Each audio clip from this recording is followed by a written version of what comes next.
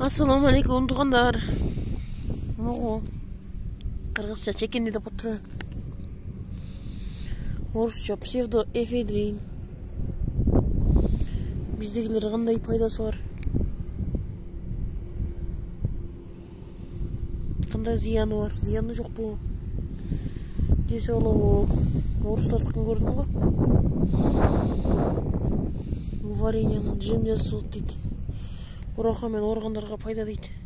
Зыян эмеспи? Уюшлекей деп да коюшат экен го. Уюшлекей. Бул чырпыкты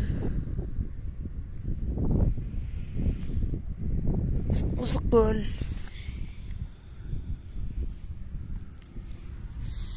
Кекиликтин тамагы деп коюшат экен го. Кекиликтин тамагы. Степная малина. Билгендер